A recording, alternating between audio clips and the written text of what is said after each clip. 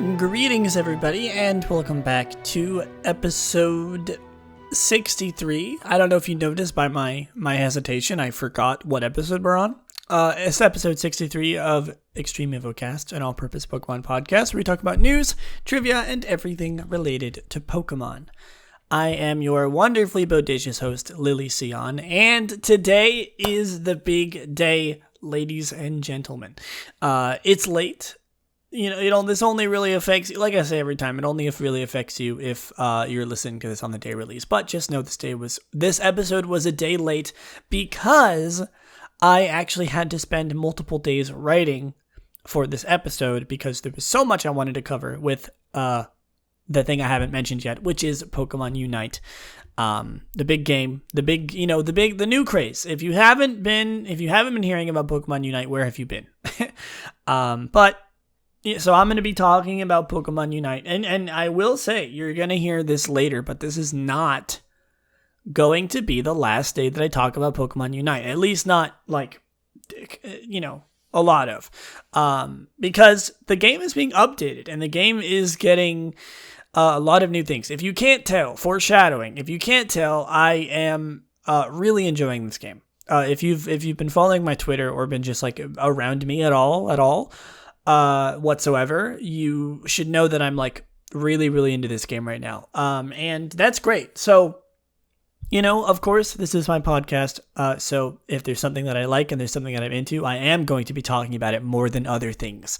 That's sort of the thing you have to understand with a personal podcast. Listen, I'm here simply to talk about Pokemon, and to talk about Pokemon I will, but if there's something that I want to talk about that gets me excited, like Pokemon Unite, I'm going to be talking about it. So if you don't like hearing about Pokemon Unite, this episode is probably not the one for you. And this podcast might even not be the one for you, because I am probably going to be talking about this for a while. Not like today is going to be the big episode. I'm not going to cover it in multiple episodes.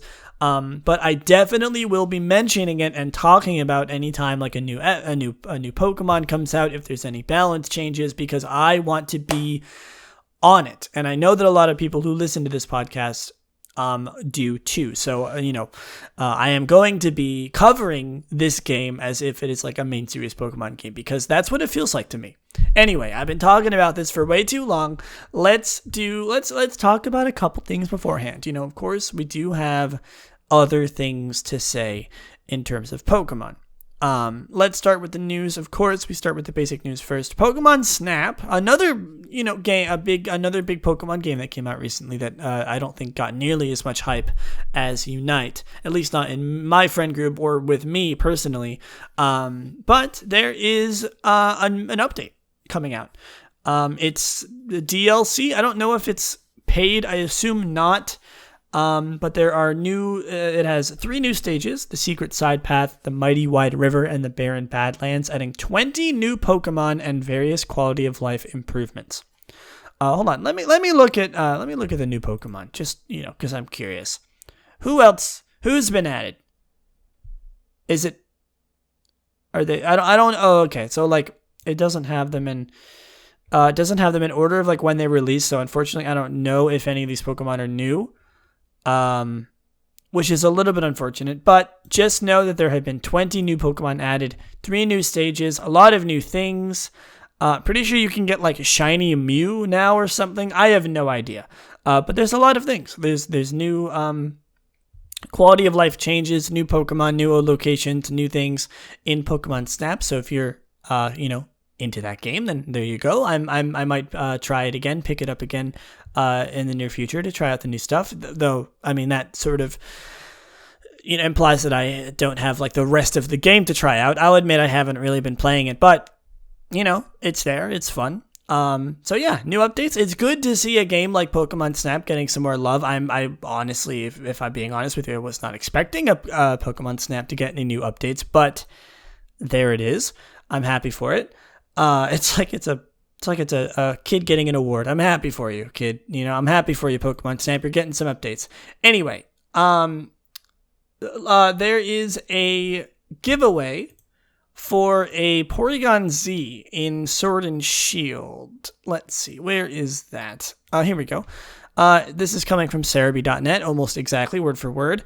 Thank you, Cerebi. A new distribution has been announced for Pokemon Sword and Shield. To coincide with the Korean tournament streaming on August 7th, the Pokemon Trainers Cup 2021, a Porygon Z based on the one used by Jeon Sang-yoon, hopefully I did not botch their name, the winner of last year's tournament, will be distributed by share code to players. This Porygon Z is level 50, holds a silk scarf, and has the adaptability ability. Oh my god, that really messed with my head. Timid nature, and has the moves Hyper Beam, Thunderbolt, Dark Pulse, and Nasty Plot. We will provide the code when it comes out, so be sure to keep checking. Okay, I didn't see that the code wasn't available. Like the level of disappointment in my voice when it says, so keep checking back. Something to look forward to. I will let you know when this comes out, as will Cerebi, I suppose. Let's use this as a segue to the next thing that I want to talk about. I think I did this like a couple episodes ago, but I want to give my lovely listeners some promo codes now and then for people who listen, on the days of, or the sort of weeks after its release. So there is an event for Sword and Shield where you can right now, that like a mystery gift that you can put in, and it is PC4, all caps, PC. I don't even know if you can do not caps in Sword and Shield. PC4 Finals Beast, and the I in final is a 1, so it's PC4 F1 NALS Beast, and that will give you a Beast Ball. I don't know if the Beast Ball is useful. I mean, you can get Ultra Beasts, but you have to transfer them to other games. So I think it's just like a crappy Pokeball. But there you go. You can get a Beast Ball with that promo code. Let's move on to Pokemon Go. There's not much news today, I will say, and that is mostly of my decision because I want to talk about Pokemon Unite. So let's sort of just do a speed round through these other news. Pokemon Go, it's been a while. Pokemon Go is actually, okay, hold on. I know I said I wasn't going to talk about a lot. Pokemon Go is getting like a huge thing, and I haven't actually looked into it, but I do know that something is going on. It's called Ultra Unlock. Let's see if I can find the original post, because there's 3 parts to it. Not 1, not 2, but 3 parts to this Ultra Unlock quest. Okay, here it is. I found it. So it happened on August 3rd. I don't know if that is, so one of them happened on August 3rd. Hold on. That's not the original post. Here it is. Oh my goodness. So Ultra Unlock Part 1 is happening. It already happened, I mean. Ultra Unlock Part 1, which is Time, focused around Pokemon from different eras with the introduction of Shiny Cranidos, and Shiny Shieldon to the game. Voltorb, Porygon, Ammonite, Kabuto, a lot of other Pokemon are being added. So I'm not going to read through every single thing because that would take a long time, but Pokemon from time-based, origin, Pokemon from a long time ago, were added to the game, and some of them were shiny. And then Ultra Unlock 2, which is topical because it is coming out on Friday, August 6th. It says, focused around Pokemon from different areas. Oh, hold on, I forgot to say. I believe Shiny Dialga is available too. Right? No? Oh, yes. Shiny Dialga in 5-star rates. Because, if you haven't been able to tell, it's like space and time. Shiny Dialga was available in Ultra Unlock Part 1, and then in Ultra Unlock Part 2, which is happening from August 6th to August 20th. Shiny Palkia will be available. With Pokemon like Alakazam, Kangaskhan, and Heracross being in 3-star raids. And a lot of new shiny Pokemon and a lot of cool Pokemon being added there. So, it's not like a crazy event. It's just like Pokemon being added. And then it sort of is going to be wrapped up with a big one, Ultra Unlock Part 3. So exciting, which is called Sword and Shield. And if you can't guess what is being added in this one, I'm sorry. I think you need to take an IQ test. You might be disappointed with the results, but August 20th to August 31st is the Ultra Unlock Part 3, and Pokemon like all of the Galarian Pokemon, Phalanx, I don't know why Trubbish.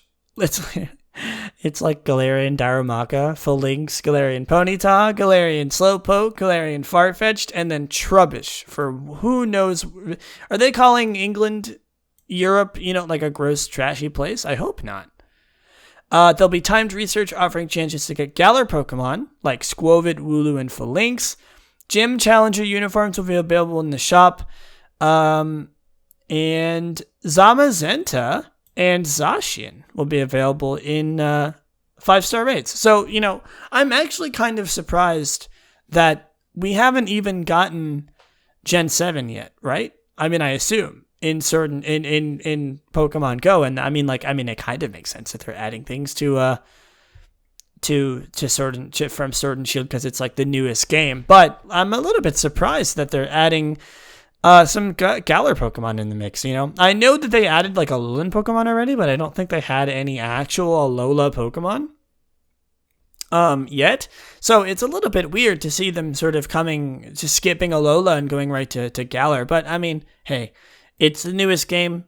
Can you blame them for promoting things? So I know this is a lot of information, but just know if you play Pokemon Go, it took me a while to come up with another like O sound to continue this rhyming scheme, but I couldn't do it. Just know that in Pokemon Go, there are things coming. There's new Pokemon coming with the space event, and then Galar Pokemon are coming with the Sword and Shield event on August 20th to August 31st. So like pretty much throughout the entire month of August, it's just like a bunch of new Pokemon being added, which is exciting. And the only other thing that's really happening in Pokemon Go right now is the next Community Day has been announced. I know what Pokemon it is. I'm holding my tongue for the sake of this non-existent hypothetical drum roll. I'm just looking at the dates. August 14th and 15th. There we go. So the weekend of August 14th. So like 2 weeks from now, or like next weekend, next weekend, not this weekend, next weekend. August 14th and 15th. It'll be Eevee. I know, God, that was such a long build up for Eevee, but Eevee. Next Pokemon Go Community Day will be focused on Eevee. Has that happened yet? I don't think it's happened yet. I don't think that we've had an Eevee Community Day. I sort of just brushed it off because I'm like, oh, it's just an Eevee repeat, but I actually don't know if we've had an Eevee. An Eevee Community Day. That's interesting. I don't think so, because I think I would have remembered this like special mechanic that they've done, which is every Evolution will have a different move leveling up. Vaporeon will have Scald, Jolteon will have Zap Cannon, Flareon will have Superpower, Espeon will have Shadow Ball, Umbreon will have Psychic, Leafeon will have Bullet Seed, Glaceon will have Water Pulse for some reason, and Sylveon will have Psyshock. Now, if I sound at all different, it's because I am recording this the next day. Last night when I was recording, I got interrupted because there was some things going on, and I don't like to record when there's people in the same house as me or they're awake. So I waited. So it's not going to affect anybody. I just thought you would know. It's been like literally almost 24 hours since I like started recording this episode. So forgive me if I'm a little bit out of the groove compared to yesterday, or like literally 30 seconds for anyone listening to this. Let's move on though. Where were we? We just talked about the Pokemon Go Community Day. Next, Masters EX doesn't really have anything new. I mean, like, there's a couple events, but, like, nothing insane to talk about. Kind of the same for Cafe Mix. Cafe Mix is getting an update, and Mimikyu's coming back. It's sort of what I have. I'm kind of, I kind of want to just move forward. Sorry to all the, like, 4 fans of those games. No offense. No, I'm gonna move on. There's not really anything much to talk about with these things. Just like like updates that are just like, here's one thing, I like Pokemon Go. I only really talk about things when there's like new big things. Pokemon Go is a little more popular, I would say, than Masters and Cafe Mix. But, this is just like normal stuff. If you really want to know what's going on with these two games, you can go ahead and look on Serbia or like probably just the game itself. I'm sure the game will tell you what's going on. And that's it for the news. But before we move on to the main topic of today, there is merch. There's some new merch for you available for anyone who wants to play, who wants to get some Pokemon belongings and new things going on. I'm getting all my tabs open. Okay, first of all, there is Leon and Charizard, a new figure for Leon and Charizard. It's really well done, I gotta say. It's I don't know if it's like an Android, but it's definitely a figure. It's high quality. It looks really good, is what I'm trying to say. You can look on PokeJungle on their Twitter, literally at PokeJungle, for like all of them, like the pictures and information regarding these merch. Pretty much every upcoming merchandise that I talk about here will be from PokeJungle. They post like pretty much everything, everything related to new Pokemon merch. But I like to talk about it here. But if you ever want to actually see what these things look like, I know it's an audio medium, can't really get the full deal with merch. You can go ahead and go on at PokeJungle on Twitter to look at them. But for now, Charizard and Leon, it looks really good. That's it. They're like separate. They can be separate. They're both standing on sort of each sides of a Pokeball. And you can separate them accordingly, depending on if you want just Charizard, if you want just Leon, up to you. Moving on, this is interesting. I really wanted to talk about this. There is merch coming, that is designed by the Pop Team Epic creator, B-Cub Okawa. I don't know if B-Cub is how you pronounce her name. B-Cub, it's like B-K-U-B. I don't know how to pronounce her name. I apologize. But it's designed by them, and like, boy, is that apparent. You can see, like, literally it's like the same art style as the Pop Team Epic creators. Pop Team Epic, if you ever heard of it, if you've been on Twitter at all, you probably have seen Pop Team Epic. It was very, very popular a couple of years ago. I literally haven't heard about it since in 3 years. So a really good testament of how popular they are. But apparently they are collaborating with Pokemon and releasing merch designed by the creator. There's like shirts, pouches, keychains, plushies, pens, everything. They're Japan exclusive, unfortunately. But, if I ever say something is Japan exclusive, don't let that bring you down, because there's plenty of ways to import goods from Japan using, I think, specific websites or anything like services. Just because something is Japan exclusive doesn't mean that you'll never be able to get it, as a lot of people think, and as I kind of thought for a while. But yeah, you can most likely get most of these things into America or wherever you live, Europe, whatever. And included in this is the Pop Team Epic designed merch. Next up is this is interesting. Okay, there is a Japanese campaign going on right now. Of course, everything is Japanese. Sorry to everyone who lives literally anywhere else. But Pokemon's a Japanese company. It's to be expected. They are doing a campaign. Let me find the Twitter post from PokeJungle. Again, you can go to PokeJungle to see this for yourself. Let me see. Here we go. New Japanese campaign is giving away a Pokemon bike based on the original one in Pokemon Red and Green. It's life-size model. You can't ride it, unfortunately. It's not a rideable bike. But if you want to have a replica of a video game bicycle that was about, I think 20 pixels in total, maybe even less, in the original Red and Blue, or Red and Green that it's based on. I suppose there's Fire Red, Leaf Green, and Let's Go, but, it comes from Red and Green. If you want to get the bike designed from about 20 pixels, you can. Well, you probably can't. It is a campaign. It's a giveaway. It's sort of like an event. What is there details on this? I guess there's also, I sort of just got owned on Twitter, as the kids put it, This person says, how is at Ryan K. Bunyan on Twitter, how is it based on the bike from Pokemon Red? The bike in the game is just a generic bicycle. Any bike is based on that bike. It's like saying the tree in my backyard is based on a tree from Pokemon.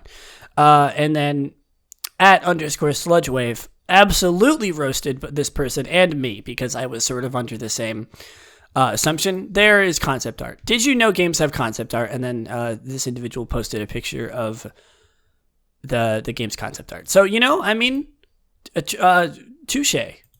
Or touche is not the right word, is it? I don't know.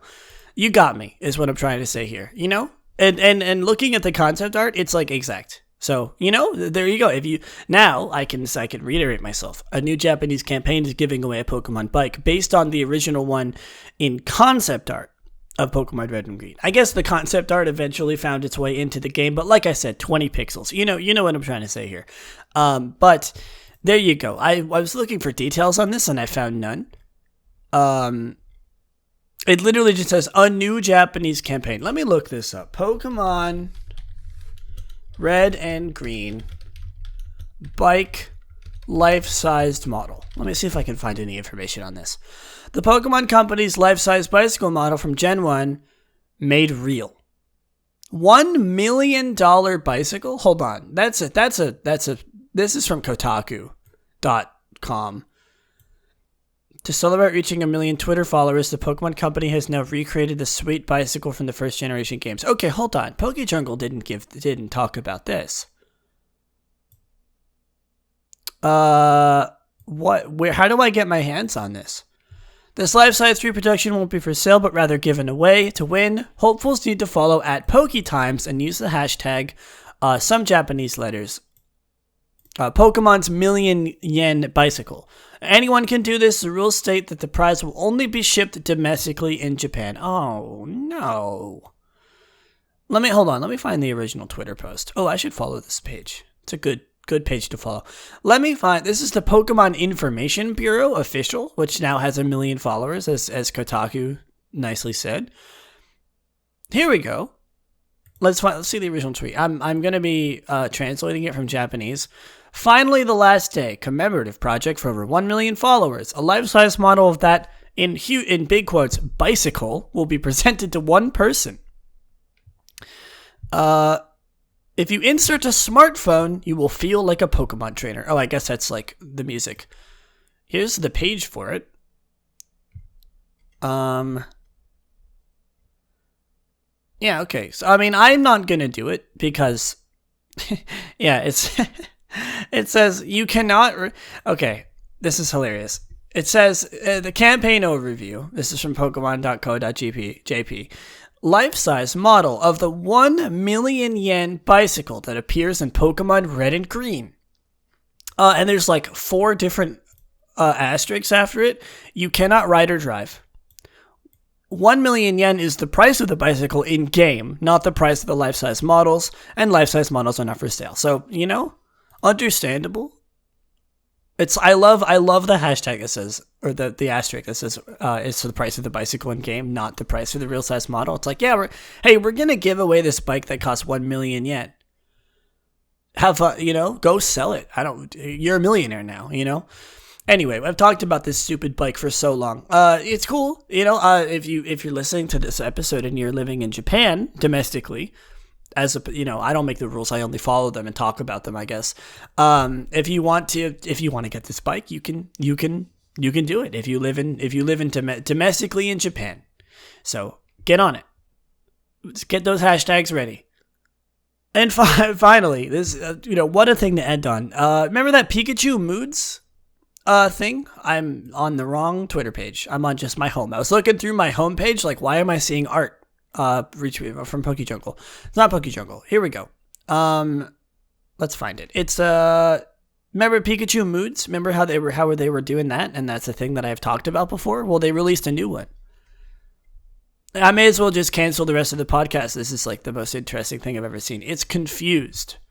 Pikachu's fallen over. He's taken a bite out of a berry, and for some reason that berry has made him fall over on the ground confused. So, there you go. Pikachu moods confused.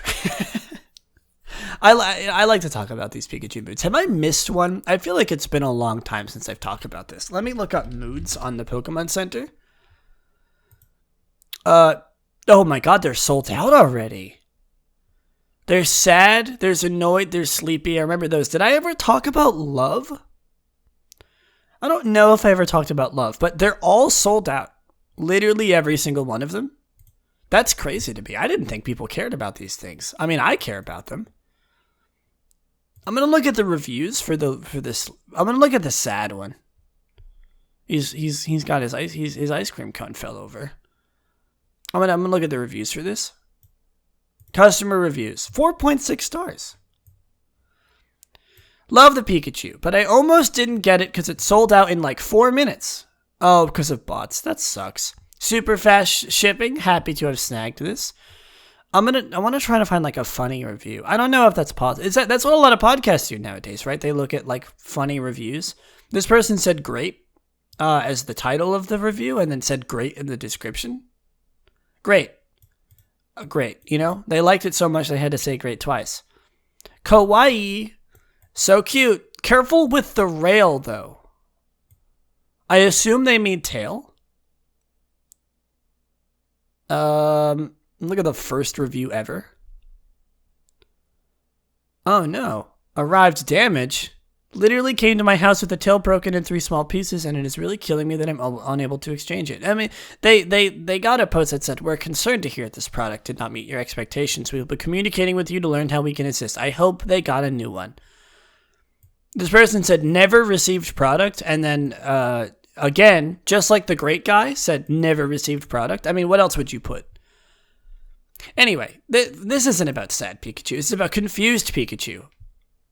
He took a bite of this berry, and now he's confused. I mean, I would be pretty sad about that too, but you know, Pikachu moods. There you go, everybody. And we're not done with the merch yet. Kind of. We're technically we're done with the merch part, but we're not done with the merch because it's plentiful plushies where we talk about plushies. You know, you love them, you cuddle with them. Here they are, plentiful plushies. There's not many this time. There are. Do you remember like the trainer Pikachus, like the gold, silver, diamond, and pearl plushies? Well, they made one for Brendan and May. Actually, let me see if I can find that. It's not. I don't think I could. There's not like an official one yet. Hold on. Here we go. 25th celebration, Hoenn region Pikachu Poke plush. Oh my god, the May one is so cute. He's got a little headband on and a little skirt. Okay, I love these. I really want this. I wish I could pay for this. I wish I could afford this. I mean, it's only $25 for 2 like pretty well, you know, like celebration plushies. This is not a bad one. It's not a bad deal. But unfortunately, I don't think I'd be able to purchase this. But they're cute. You know me. Hoenn is my favorite, so these are sort of close to my heart. And I'm sure there's somebody out there who's collected every single one of them. And I don't blame them. If I had the money, I 100% get all of these so far. They're very cute. And I'm jealous of whoever is able to get these. But, the May even has the heart-shaped tail. The attention to detail. Mwah. Anyway, yeah, those are the Brendan and May plushies. Hopefully, I assume they're going to be doing the rest of them. I hope so, at least. There are Ditto and Snorlax bean bags, like huge bean bags for Ditto and Snorlax. And I'm not going to lie, I know you can't see them, but they don't really look that high quality. It says, Snorlax and Ditto bean bags by Yogi Bo have been added to the US and Canadian Pokemon Center online. Let's look at this. Plush. Is it considered a plush? I assume they're considered plushes. What are we dealing with here? Hold on. I guess I could look. They're not here? Look up, like, beanbag? Oh, they're not. Oh, I'm confused. Are they sold out? Where is it? They lied to me. They're not here. There's no beanbag for Ditto and Snorlax. Let me look up, like, Ditto. Oh, I guess I could do by newest. No, there's no Ditto beanbag. Is there a Snorlax beanbag? What the heck? I wanted to look at these Snorlax beanbags. Maybe they're discontinued already. Newest. They're not here. They don't exist. Well, I mean, we have the pictures of them from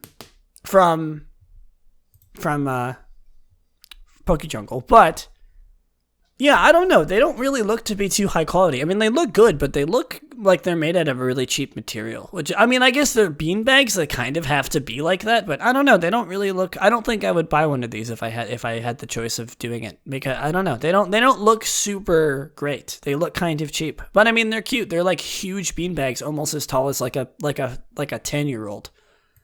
And you know, obviously go to PokeJungle to look at these pictures, but the girl sitting on the Ditto beanbag, first of all, looks extremely uncomfortable. She looks like she's going to fall right off that thing.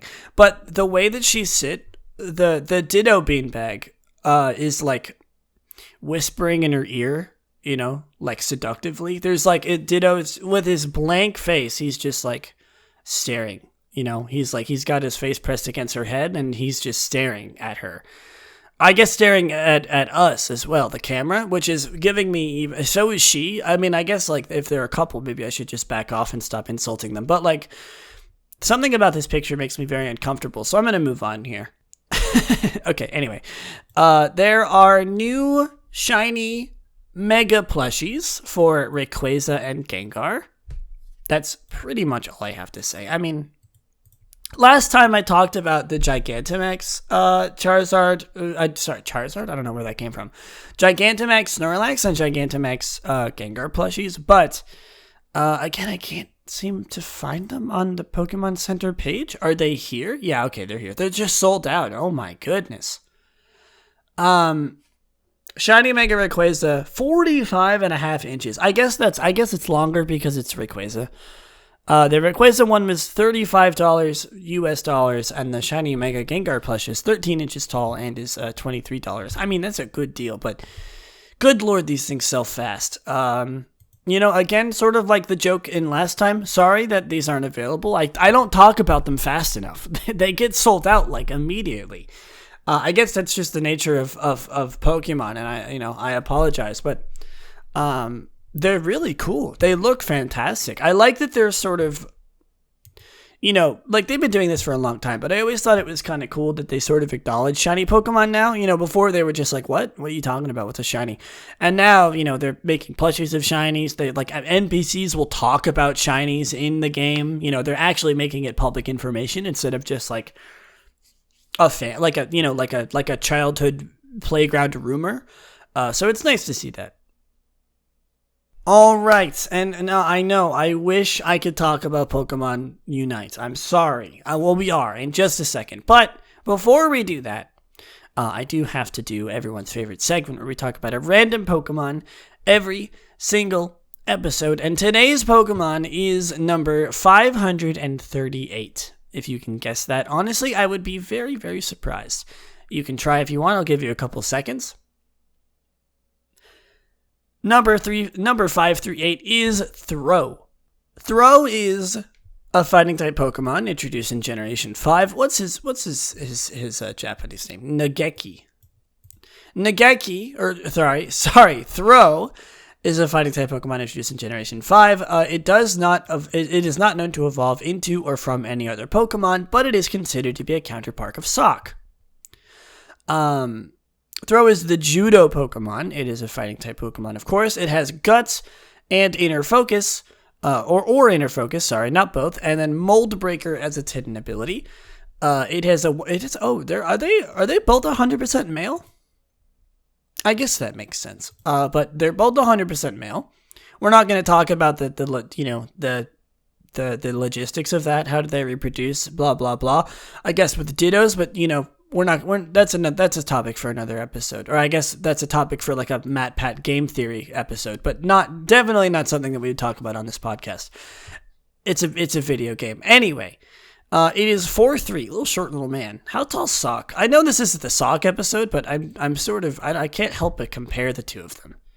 Sock is 4'7", not that much taller. A lot, definitely taller than there's not too much of a difference between the two of them. Or, of course, that's 1.3 meters. And then it weighs 122.4 pounds. It's all muscle, baby. And then that's 55.5 kilograms. Throw is, of course, along with Sock, sort of that weird class of Pokemon that have clothes on. And again, another topic for an episode of Matt Pat Game Theory, but we're not going to talk about the logistics of a Pokemon wearing clothes. Who knows, Machamp, where'd that belt come from? We're not going to talk about that. His karate outfit is probably just part of his skin, I suppose. I think that's worse personally, but again, we're not going to think about it. Let's look at what is there to talk about with Throw. There's the obvious connections with Bert and Ernie from Sesame Street that I think everyone and their mom has made the joke about the first time they saw them. I can't help but say that I said karate outfit. Is it a karate outfit? I don't know if that's correct. What is he wearing? He's a judo expert. Is it okay to call it what he's wearing a karate outfit? Hold on, I guess I could see his description. How does Bulbapedia put it? It's a judogi. Judogi? How do I pronounce this? I'm gonna pop this into Google Translate right now. Judo. Let me look at the Jap. Let me actually get the Japanese ready. Judogi. Okay, perfect. Well, there you go. It's not a karate outfit. It is a judogi, which is literally the first line of the Wikipedia page says a judogi is somewhat similar to a karategi, which is apparently the name of the karate uniform. So it shares a common origin, but of course, judo and karate are two different things. Throw is the judo Pokemon. Karate is Sock is the karate Pokemon. So we've absolutely nailed its origin. You won't get any other as much cultural descriptions on things like what Throw is wearing as at any other place other than this podcast in particular. Let's look at some Pokedex entries for this dude. When it tightens its belts, it becomes stronger. Wild Throw use vines to weave their own belts. Hold on. I know we said we wouldn't talk about the logistics. Is that implying that they get their belts from somewhere? Are they not born with it? I don't want to talk about this, dude. The Pokedex entries won't stop. They're like, hey, you want to talk about how weird this is that this Pokemon's wearing clothes? I don't, Pokemon. When they encounter foes bigger than themselves, they try to throw them, and they always travel in packs of 5. What is this Pokemon? Why? When it encounters a foe bigger than itself, it wants to throw it. It changes belts as it gets stronger. Haha, I get it, like karate. That's it. It performs throwing moves with first-rate skill. Over the course of many battles, Throw's belt grows darker as it absorbs the wearer's sweat. Oh, the wearer. I thought...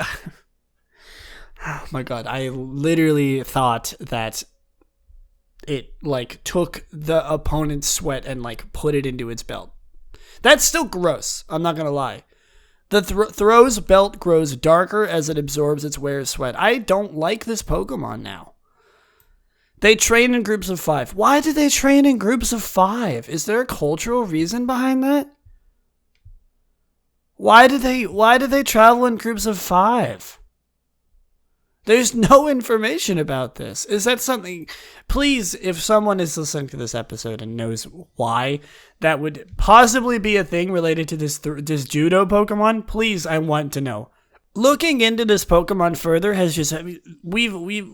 We've come out of it with more questions than we started, and I don't like that. Especially a Pokemon like this, I don't like having questions about it. It's sort of, it lives in my mind with ignorant bliss. I don't like to think about this thing. But now, Bulbapedia, I guess not Bulbapedia, but Pokemon, looking into more detail about this Pokemon has made me not want, it's made me think about it, and I don't like that.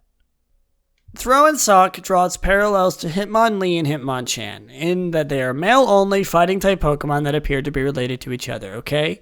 In both the anime and Wonders Beyond, Throw is slightly taller than Sock despite being 4 inches. Well, no way.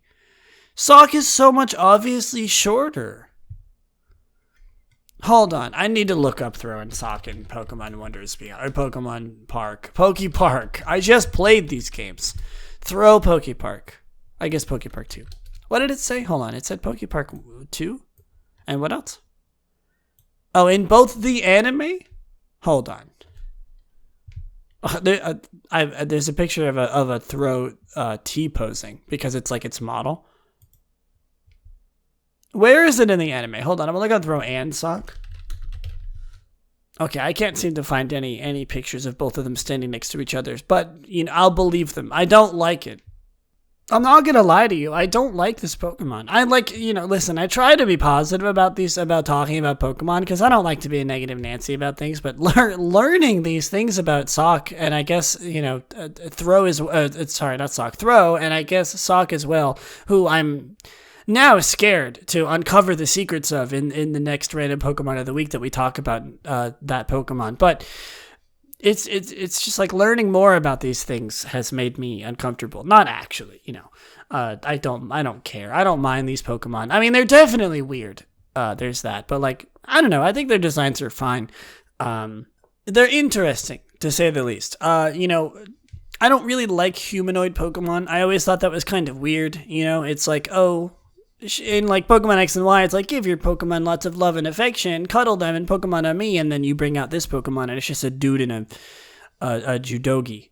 I don't like that. That makes me feel weird things. I'm not even gonna go over its competitive viableness. By the way, I don't really care, and I don't think. I mean, hold on. Okay, hold on. I guess I gotta look it up. Throw Smogon. What possibly could it have? Is it even in Sword and Shield? It is. It's PU. It's PU in every game. That's not true. It's NU in Black and White and X and Y, and then PU in Sword Shield, Sun and Moon. What does it do? It's just a bulk up Pokemon. I don't want to talk about this. I mean, we have a lot of things to cover. I've already sort of brought things to a hold with this Pokemon by now, so apologies for not talking about its competitive viableness. So I guess the last thing we have to do is talk about its shiny form, which is not good. Not gonna lie. So it's orange. Its red skin becomes orange, and its white Judogi, which I now know, if you had to learn anything from this episode, know that there are different outfits for doing judo instead of karate, called a Judogi and a Karagi. I think that's what it was called. I don't think that's what it was called. But Throw, he's orange. His red skin turns orange, and his Judogi becomes more of a cream, I guess. Kind of a yellowier white. Which, it actually doesn't look bad. I'm not going to lie. It's kind of basic, but what else were they going to do with this Pokemon? It really actually doesn't look that bad. I'm surprised at how okay it looks. I think that if they would have just turned his red skin orange, it definitely would have been a lot worse. But the fact that they sort of altered the color of the Judogi to fit with the orange coloration definitely brings it higher up on my list. And I think I'm going to give it a 7 out of 10. If we're ending on anything with this Pokemon, let it be a positive note in that its shiny is kind of okay. I actually, 7 out of 10 is not something to sneeze at. I think 7 out of 10 is good. I think that's a pretty decent score for a Pokemon like this, and its shiny is not bad. All right. I think you know what time it is. The moment you've all been waiting for. I'm not going to hype it up any longer. I actually had to take a break and go play a match just so I could have a fresh mind. The things that I do for this podcast. But no, I went and I played a match, and we won. It was a casual match. We're talking about Pokemon Unite. Again, if you haven't heard of it, where have you been? And so like I said at the beginning of this episode, the reason why this episode has taken so long to come out, well, not only because I literally had to wait a whole day, was because I wanted to make sure that I talk about every point that I could. And I'm sure I'm going to miss things. But this game, okay, is so much more fun than I expected originally. So if you don't know what Pokemon Unite is, it's a MOBA. It's a Pokemon MOBA. I'm sure you've heard of MOBAs of the likes of League of Legends, Dota 2. I don't know. Is there a first Dota? I don't know. Anyway, it's a MOBA. It's a Pokemon MOBA, and spoiler alert, it's really fun. At least for me. I am, at the time of recording this, I think. Hold on. I can, actually, I think you know where I'm going with this. Let me turn my volume up. I'm sure this is going to sound absolutely fantastic on the recording. I'm checking my level. I don't remember what level I am. We get a little bit of, can you hear it? Where's the volume? Where does it come out? Where's the speakers? I guess right here. Oh, that's going to sound fantastic. Okay, I'm going to turn this down now. I'm level 19. What rank am I? Let's see my rank. Expert class 3. Oh, would you look at that? No. Okay.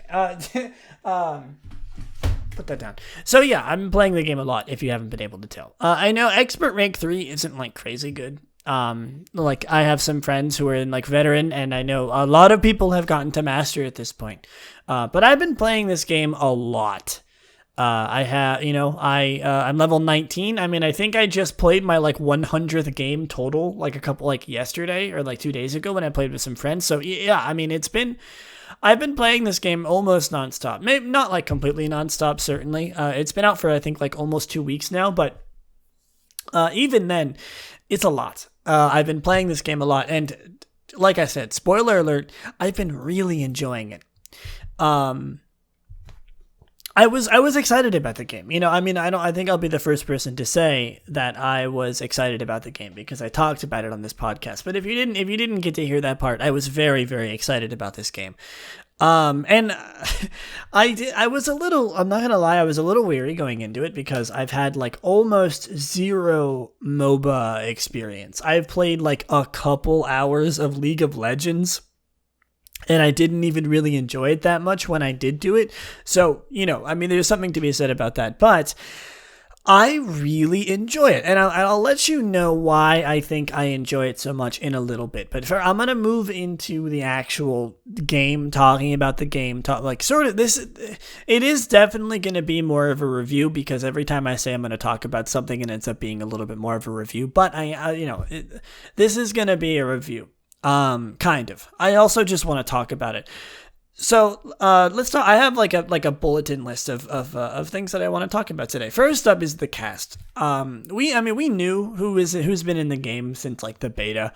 I don't know if there was any new Pokemon added from the beta or added after the beta. But we knew what Pokemon were going to be. Those Pokemon being, if you aren't familiar with this game, the cast is Gardevoir. Actually, hold on. I can go with the different categories. There's different categories in this game. Obviously, team compositions. I'll get on that later. But there's attackers with Gardevoir, Pikachu, Greninja, Venusaur, Alolan Ninetales, Cramorant, and Cinderace. Speedsters, who are Zeraora, Talonflame, Absol, and Gengar. All-arounders, Charizard, Lucario, Machamp, and Garchomp. Defenders, Snorlax, Crustle, and Slowbro, and supporters, who I believe there is 3, Eldegoss, Mr. Mime, and Wigglytuff. And, going with that list, I'm sure, I'm not the first person to notice. There's a lot of Gen 1 Pokemon in this game. And of course, I think Game Freak's bias towards Gen 1 is a topic for another episode, but, there's certainly a lot of Gen 1 in this game. And I mean, that's fine. Having a lot of Gen 1 Pokemon out and launch is perfectly okay. It's the moneymaker. Gen 1's the moneymaker. Gen 1 is what everyone remembers. Pokemon like Pikachu, Snorlax, Charizard, Gengar. Everyone likes those Pokemon. Mr. Mime, arguably. Machamp, again, arguably. But that, I think that segues perfectly into my next point, which is that there's a lot of cool Pokemon in here that, like, any other Pokemon, like, main series Pokemon game having would be crazy as, like, a main, like, fighting cast. First example, Cramorant. Second example, Mr. Mime's a little bit more well-known. Wigglytuff, Eldegoss, Crustle. Everyone knows Gardevoir. You see what I'm saying? There's a lot of oddballs there, and I think that that's good. I think that that's healthy for the game. There were so many people. I have a friend. If you're listening to this, you know exactly who you are. When she saw this game and we were sort of talking about this game, she was immediately like, looking through the cast, and then I believe her exact words, like, there's Crustle in this game, and then she was like, I want to play Crustle, and she did, and she enjoyed it, and she's been playing the game ever since, and I think that that's hilarious. First of all, in a good way, and I think it proves my point that, like, having oddballs in this game, like Cramorant, Eldegoss, I think that adds some charm to it. I genuinely think that there would be some people who would be upset that there's so many Pokemon in the game that are just like, the popular ones, the ones that everyone likes. It's like, oh, there's a game that has a different cast of a bunch of Pokemon you can play as. The ones that people would know would be in the game: Pikachu, Charizard, Greninja, Pokemon like that. And I'm glad that they have a couple of ones that sort of, balance the scale. And I'm hoping that we get some more cool, fun Pokemon that maybe don't get a lot of love. And if you've listened to this podcast, probably my most said sentence ever. If you listen to this podcast, you know that I love giving some Pokemon that don't normally get enough love, some love. And, I'm all for it. I think that that's fantastic. I definitely feel like, going into some more of the technical terms, I definitely feel like there's a good balance of composition here. I'm gonna throw out some words that maybe someone who isn't as experienced in MOBAs, or at least in Pokemon Unite, or other way around, someone who's not as experienced in Pokemon Unite or MOBAs in general might not understand. There's a good variation of top laners, junglers, and bottom laners, which is, the lane that you go to in the beginning of the game, either top lane, bottom lane, or you go central, which is the jungle. It's not actually the jungle in Pokemon Unite, but that's what it is in League of Legends, so it kind of just transfers over. And there's a good variation, I think, of where Pokemon should be going, and team compositions, which team compositions we'll definitely go through a little bit later. There's some things I want to say. The game could definitely, I think, benefit from a couple more supports and defenders. It seems like there's a lot more Pokemon in the game that just sort of kill you, which, of course, it's a MOBA. That's sort of the whole point of the game. But I definitely think that the game could do with a few more support tanks. Healers even. I think Eldegoss is like the only Pokemon capable of doing any healing. Wigglytuff and Mr. Mime are supports, but they don't actually support you. They don't really buff anything. Eldegoss is like one of the only Pokemon I think that can actually buff and debuff and do all that stuff. Most of the other Pokemon just sort of attack things or like debuff one person. I'm sort of looking for Pokemon that I think should be able to support the whole team. Do some better healing, do some more defending. Mr. Mime can set up walls. Defenders defend. That's like the whole point. But I definitely think that there's a little bit of an imbalance between Pokemon that support and Pokemon that deal damage, which I'm sure will be happening soon. I mean, we're getting a defender and I assume a support with Blastoise and Clefable, so I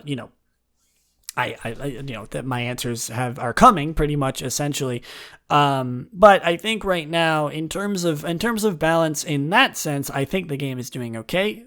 Obviously my criticisms still hold, but the amount of Pokemon in the game feels good. It doesn't feel like there's too little or too many, though I am looking forward to new Pokemon coming out. I mean, like Gardevoir feels like she fits right into the cast, and she's brand new.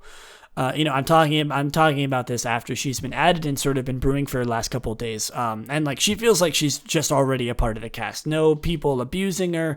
She doesn't feel overpowered. Things like that. It's good. They just sort of like shadow drop these Pokemon. Like, hey, this Pokemon's here, and here they are. Go try them out. It's great. I feel like how they've done it so far has been good. Now, I'm going to go a little bit more into the game itself, and I want to preface this with the thing I was talking about earlier. The experience I have in this game, and the reason why I think I'm enjoying it a lot more than I thought I did, was because I played a lot of Overwatch, which, if you don't know about Overwatch, the whole point is that it's a team-based shooter game. You work with your team of 6 people. Everyone plays a different role. You know, there's damage dealers, there's tanks, and there's supports. Sound familiar? And you all have to go to a common goal. You all have to do a common goal and stop the enemy from doing that goal, so you can win. Sound familiar? I mean, I'm explaining, to like a toddler what a team game is, but hopefully you understand where I'm going with this. I played so much competitive Overwatch. I did shot calling, I did team compositions, I practiced, I did a lot of things for good team games, playing a team game well. And I think that's the reason why I'm liking this game so much. It's very good at having good teams. And obviously there are the problems of AFK teammates, lag issues, but it's really, really difficult for there to be a game without those issues. So I don't think I'm going to talk about them. It hasn't seemed like it's been a huge problem as far as I can tell. Every so often I get an AFK teammate or two, and we most of the time just lose. And a lot of the times, so does the enemy. It doesn't feel good, but that happens in almost every other team game. So I'm not gonna cry about it. Obviously, if they do anything to fix it, that would be fantastic. But I don't think it's a general flaw with the game. I think it's just a general flaw with team games and online games in general. But Overwatch has a very, very strict design with team composition. You should, depending on the meta, you should have 2 damage dealers, 2 supports, 2 tanks, or any sort of variation of that with depending on the characters that you're playing. And I gotta say, and Overwatch was a huge deal. It was literally the first thing people dealt with in a match, and what would most of the time maybe even determine the game right then and there, depending on whether or not you had a good team comp, was just who was playing what character, what characters work well with others, what does your team need, how are we going to win by combining 6 characters into one team. And Unite is doing very, very well with this, because I don't think there's been a single time where I've looked at a team composition and thought, oh my god, we don't have a healer, we're going to lose. Or, oh my god, we don't have enough damage dealing, we're going to lose. That might be because there's not that many defenders and there's not that many supports. Valid. And I almost think, as much as it's a criticism, I almost kind of think that it's kind of beneficial, because, every team has 3 damage dealers, and sometimes someone plays a tank, sometimes someone plays a support like Eldegoss. And I've had games where we've literally played all damage. Nobody was a defender or a support, and we still won, and they had a Snorlax, a Crustle, and an Eldegoss on their team. It's team at least in the low levels of ranked that I've played, expert class 3. I'm not really sure how high that is, So, I know how high it is, but I don't know the skill level involved. I haven't been up there higher than that. But as far as I can tell, trying to climb ranked, and talking with my friends who, play this game very competitively, I don't think that there's ever been a conversation about team composition, which is, I think, really, really healthy for the game. It lowers toxicity with people screaming at each other for not picking a specific Pokemon, and it really takes away from this is your fault because you didn't play this character, which is one of the worst feelings ever in team games like Overwatch, when you just didn't, when you want your Reaper just didn't want to switch to Mercy, it's but in this game, it's even a team of 5 damage dealers could still could still win. It just depends on how well you play. And I know that's true for like every other team game, but it really does not feel like a problem in this game. And I don't know if I'm alone here. I don't know if other people are stressing over team composition and they really feel like that it matters. That's completely valid. I personally have not really seen much of talk about team composition. And I know the game's new, but even then, I still think that people are really grinding this game, and I don't think I've seen any little to no discussion about the perfect meta team composition. People could just play whatever they want, and you can still win, and I love that about this game. It's like, the only thing that I think is important, and the things that I think, the thing that I actually believe is maybe more important, is lane composition. Who is going to what lane, first of all? Obviously, certain Pokemon do better in certain lanes. For example, Cramorant, the character that I have sunk the most time into, excels at being a top laner. And I almost always go top lane, unless, obviously, someone, 2 people go top and I'm stuck, I don't want to argue. I just want to go bottom. I'll go bottom. Lane composition, who is going where and who is going with those people. Speaking from the eyes of someone who's been playing Cramorant, I absolutely adore when me and my slow bro buddy, like the slow bro that's just solo queuing with me in ranked, goes up top with me, and we just absolutely destroy, because slow bro and Cramorant is a crazy combo. Or, going bottom with, going up against the Ninetales and a Mr. Mime together. That is a scary composition, and, like, genuinely, they're good strategies.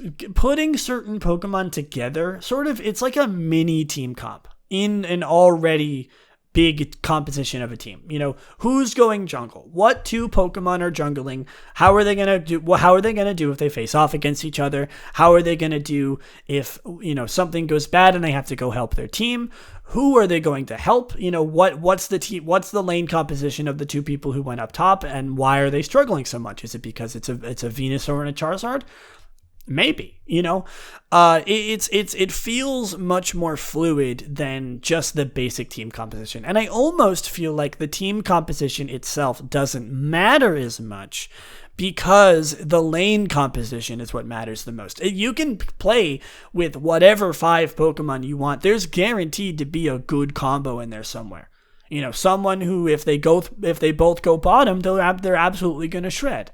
And I think it sort of leads to team compositions in, like, okay, what 2 Pokemon are going top, what 2 Pokemon are going bottom, how can we do better with this team composition in terms of lane compositions? And there's something to be said about, like, oh, that's just team composition, but I almost feel like the team composition in general is just a side product of lane compositions.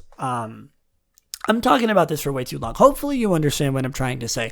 I like it, is what I'm trying to say here. It's a good break from being screamed at to play a specific hero in Overwatch or any other team game that I might play. Having people fight, my teammates fight each other because one person won't switch, or like, oh, it's your fault, you're not doing enough damage, please switch to a different person.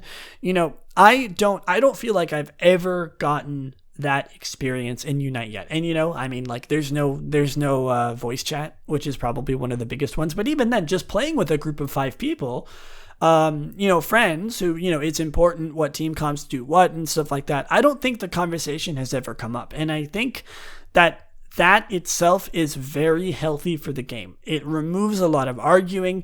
It removes a lot of talk. It removes a lot of guilt for people who might just want to play the character that they want to play and not have to worry about team composition, and thus making the game more enjoyable. Okay, let's move on. I've talked about this for way too long.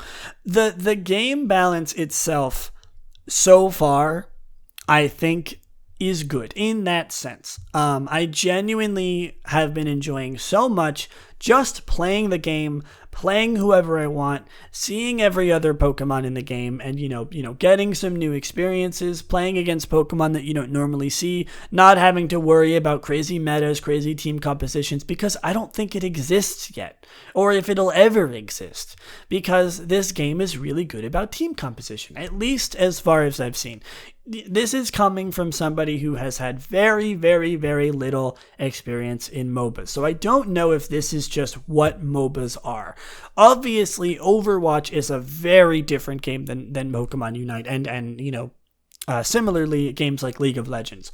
I never played League of Legends. I don't know if this is a familiar thing, but coming from someone who is new to games like this, it's fantastic, and I'm really, really enjoying it so far. Now, specific balancing issues. There are a few things I'd like to talk about. I talked up, the sort of mechanics of team composition. One thing that I would like to complain about is Zapdos. And I know if you're familiar with this game, you probably know exactly what I'm talking about. Zapdos is the mechanic where in the last 2 minutes of the match, after points are doubled, if you feint Zapdos, who spawns in the middle, every single goal on the enemy team becomes insta-scores. You score instantly. You don't have to worry about taking the time to score like a big 50, which in this case would be a 100. And people are complaining, including myself, that it's too monumental of a mechanic. A team who is just absolutely losing, to hell and back, their Slowbro can just walk up and feint Zapdos in the last sliver of health, and what do you know, the other team loses because they didn't kill the big bird in the center, even though they were playing out of their minds for the entire match. And shame on them for not defending Zapdos, maybe, but it is a problem. In my opinion, I genuinely think that it is poor game design. I'm not a game designer. I'm not a game reviewer. But as far as I can tell from the general public opinion, I think that a lot of people will agree with me that it sucks. And the thing is, I don't really know how it would be fixed, because there's nothing worse than pretty much that exact scenario where your team has been crushing for the whole game. You're feeling good. You got 14 kills under your belt. 200 points scored, you're going to be MVP, you're going crazy, and then all of a sudden, some random Snorlax or Slowbro walks up in the last sliver of HP to Zapdos and snipes it, and all of a sudden you lose because the team just runs to the goals and scores. It doesn't feel good. I'm not gonna lie to you. I think personally, something that I would change about it is, one, don't let the enemy see Zapdos' health unless they've done damage to it, or unless they've been near it for a certain amount of time, because the sniping issue, I think, is one of the biggest, and it also applies to Rotom and Dreadnought, who, again, this is going to be a little bit hard to talk about this game to people who've never played it before. So if you're a little confused, maybe go try the game out for yourself. Rotom and Dreadnought are sort of mini Zapdoses, where Rotom makes one goal insta scores, but he's got to get there first if you feint him in the top lane, and in the bottom lane, if you kill Dreadnought, your team gets EXP and shields for a little bit. And the problem is that it's oh man, we just won a team fight. Now we can go get Dreadnought. We can get some shields. We can get some XP. Oh, looks like the Zero Aura just rushed in and popped in one move at the last 1% of Dreadnought's HP, and all of our hard work has been completely nullified because one person just walked up and used a move on it.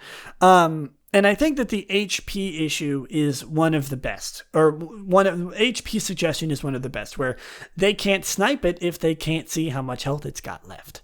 I think that might be one of the only issues that I can really think of right now. If you have any other suggestions for issues, I mean, maybe this isn't the best place to talk about it. Best place to suggest it to me is me.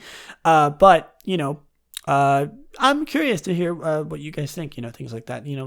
Leave a comment or any sort of suggestion what you think in anywhere that again, on the reply to the Evocast Twitter or in the comments of the YouTube video. But it's Zapdos is an interesting mechanic because it's necessary I feel, for the game, because they need some kind of comeback mechanic, at least as far as I can tell. Losing for an entire game sucks.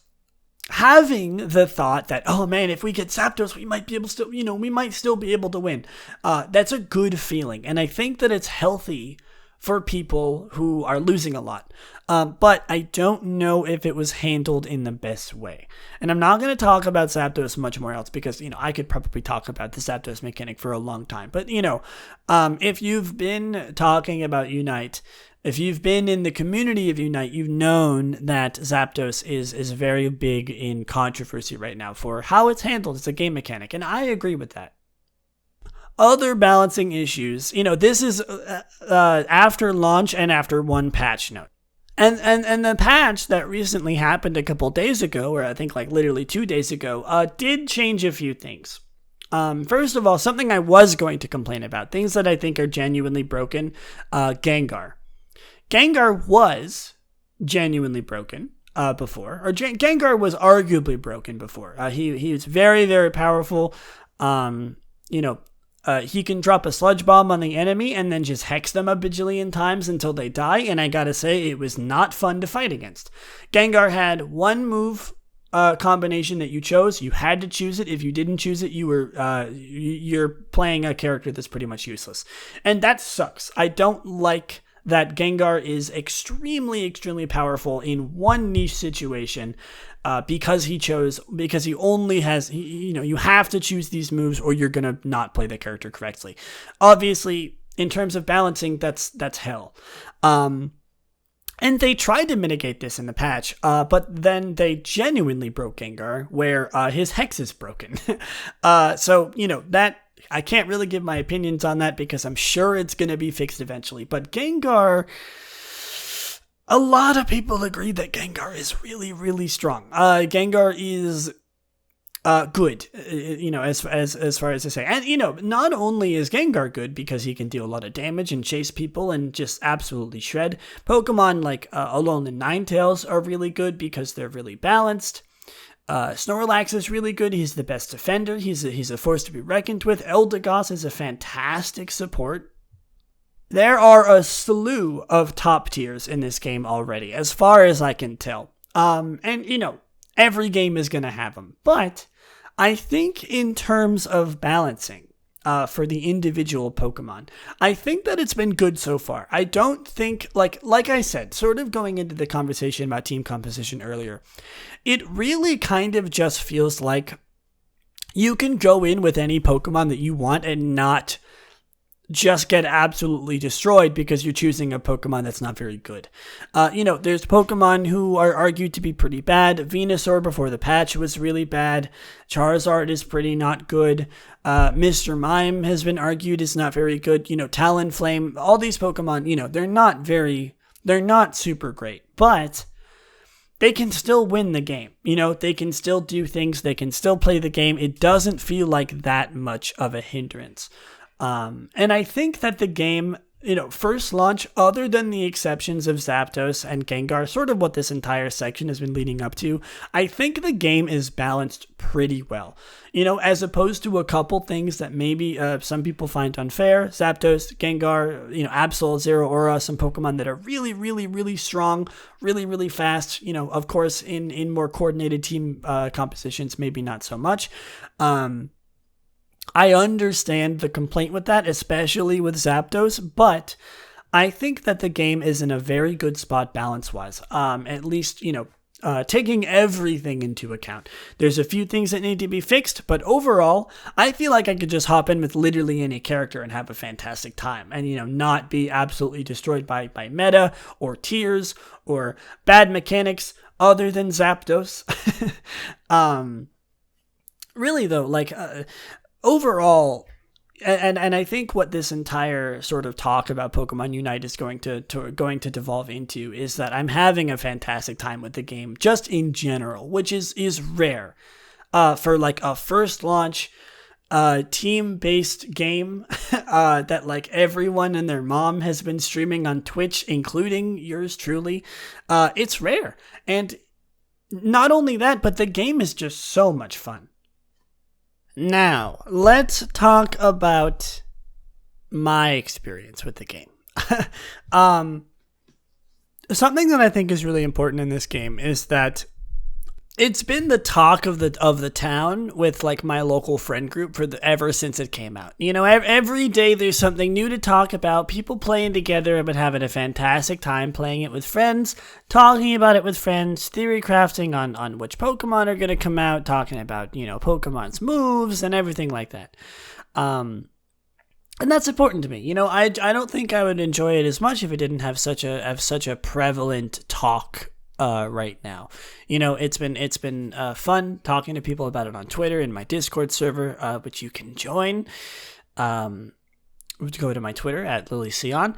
But no, I mean, like, I have been playing, like I said, about 100 games or so I've played so far. Like 80% of that has been Cramorant. Who, first of all, let me preface and just say is like literally the most fun with any character I've had in this game so far. I really, really, really like Cramorant in this game. If you haven't, you know, if you've been following me on Twitter or like ever been near me at all whatsoever, you know how much I love this character. And it makes me happy. You know, I feel like Cramorant's a really unique Pokemon, that like not a lot of other people really play. There's only been a couple times where I've gotten my main taken from me in match. And even then I'll just play my other character. But no, Cram is crazy. Cram, I feel like, is very balanced, very strong, very, very fun. At least, you know, for me, obviously, this is all sort of my opinion. I know people who love every Pokemon. You know, people who can't choose a main, people who love Absol, you know, people who play Cinderace, Gengar. There's a character for everyone in this game. But Cram is the light that has been shown, has shined on me. In this game. I ever since I bought it, it was the first Pokemon that I paid money for. I wanted to try him out just because he's so doofy and dumb looking, and I love everything about this Pokemon and the fact that it's playable in this game. And it turns out he's like the perfect Pokemon for me, at least in this game so far. I also tried like Wigglytuff. Not really a Pokemon for me, but I do own Wigglytuff now. Which is, you know, fine. I tried Lucario for a while. I tried Garchomp. I tried Cinderace. And I think out of all of those Pokemon, Cinderace is probably the one that I enjoyed the most. Out of just like the ones that I like randomly picked up for no reason, just because it's like, you know, I may as well try some new Pokemon. Cinderace is fun. Cinderace is one of those Pokemon I think that it's very overly picked, very meta Pokemon, you know, very prevalent. You see one in like every game. Everyone's got a pocket Cinderace, you know. Very powerful too, like one of the best Pokemon in the game. But the other Pokemon that I have been having so much fun with is Machamp. Machamp, I, you know, sort of started out as not really appearing to be as strong as other Pokemon. One of the worst, in fact, but oh my god, is he fun to play. Machamp is like, again, genuinely so much fun. If you've been watching my streams, by the way, I stream pretty much every week, a couple days a week, twitch.tv/Lillieceon. I've been playing Pokemon Unite quite a lot. If you've caught any of my streams, you know that I absolutely love suplexing people with submission. I giggle like an idiot every time I do it because it's so funny, and I love it. I love this character. Maybe not as much as I love Cramorant, but I love Machamp too. And like, you know, that's sort of been my experience with the Pokemon that I've been playing. I've been pretty much solo queue ranked for the entire time, just Cram. I have played a couple matches Machamp. You know, every once in a while I try to play Machamp for games, you know, win a few, lose a few. If I go on a losing streak with Machamp, I'll just switch to Cramorant. But I definitely feel like I have more of a success rate with Cramorant. It's just because I think I'm more experienced. But I definitely do want to try and get up there with Machamp, you know, in ranked and try him out just to prove that he's not as bad as people think he is. But no, I mean, like on a very much more personal view of the game, I mean, I'm obsessed. It's literally the most fun I've had in a team game for like the longest time. I dropped out of Overwatch because I was so frustrated with playing the game and dealing with the team composition issues that I talked about before. I didn't like League of Legends. I mean, I also play a little bit of TF2, but that's not really a team game. It's just kind of a free for all with teams in it, and like, I love the team aspect of the game, doing call outs, talking with my team, if I'm playing with friends, or just like, talking with my team indirectly, sort of going with the team, helping the team, doing what the team is doing, keep catching those cues of like, oh, this person needs help on bottom lane. This person, maybe this person's not as leveled, so I'll leave a couple of the wild Pokemon for them. Just sort of using game sense and working as a good teammate to reach the common objective is one of the best feelings I ever have in games like these. And Pokemon Unite has immediately caught my interest because of how fun it is to work together as a team. And I think, like, again, this goes into the team composition praise that I did before, but like, I personally have been enjoying this game way more than I thought I was, simply because of how much of a team game it is and how much it rewards cooperation. I love being in a call with friends and doing call outs. I love talking, about the game, all that kind of stuff. It's fantastic. It's genuinely why I've sunk so many hours into it already, and why, like, I literally wish I could be playing it right now. All right. I was going to talk about the game more. But I genuinely kind of feel like there's too much of this game to talk about right now. So I think I'm just going to leave you with my personal impressions of the game, how I feel about the game balancing at the moment, and the cast of characters. I think that's a good, point to sort of end it off. I'm definitely going to be talking about this game more. There's no way that I don't talk about this game more. Like, there was the patch notes that just came out. There was, there's talk about held items and quick battles and trainer customization, everything that I didn't cover today. So I think I'm going to make this a two-part discussion. I think that I'm going to sort of formulate things a little bit more about the game, talk about some of the more miscellaneous stuff, but at least now that my my general opinions of the game and the current state that it's in. I'm gonna go play like hundreds of hours more of the game in the next 2 weeks and then talk about it more next time. If you can hear it, my voice is going. I've been talking so much, like in the past couple days. I recorded for like, I don't know, half an hour yesterday and then like 45 minutes today. I think that's enough for me. I wish that I could be talking about the game more, but I genuinely think that I should save it for next time. So if you're excited about hearing me talk more about Pokemon Unite in the future, be sure to give the podcast a nice rating, or, whatever rating you see fit, because any rating helps. Lets people find the podcast, lets people know if they should give it a listen. And go ahead and follow the Twitter at Extreme Evocast. And maybe give the post that I post about episodes coming out a retweet or two, or not two, a retweet and a like, something like that. Anyway, the conclusion for this part of the episode before my throat dies from talking too much. I mean, if you haven't been listening to the past hour and 20 minutes, I absolutely adore this game. It's great. It's so good. Like I said, I'm going to go play probably hours and hours more in the upcoming weeks before next episode. And honestly, I am excited to talk about it more next time. But I'm going to be saving a little more of the intricate things, for next time. But I hope I covered, the beef, the main course of the great game so far for me, that is Pokemon Unite. And I hope that, oh my God, did you hear that? I think my time has come.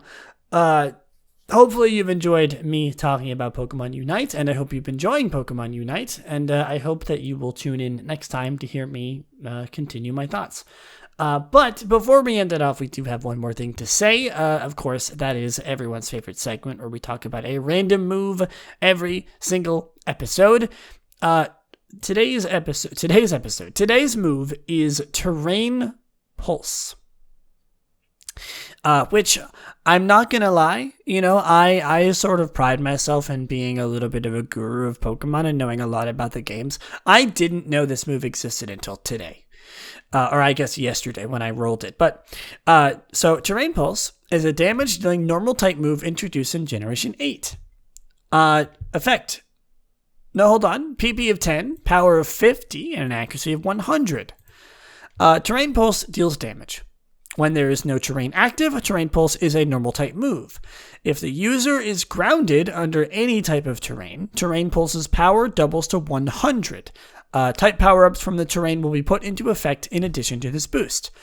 Type Pulse's type and animation changes depending on the terrain at the time it is used. Electric type if the battlefield is electric terrain, Grass type if it's grassy terrain, Fairy type if it's misty, and Psychic if it's psychic terrain. Terrain Pulse's power is increased by 50% when used by Pokemon with the ability Mega Launcher. When used as a max move, Terrain Pulse will be displayed as Max Strike, but will change into the appropriately typed max move upon execution, depending on the present terrain and whether or not the user is grounded when the move is actually executed.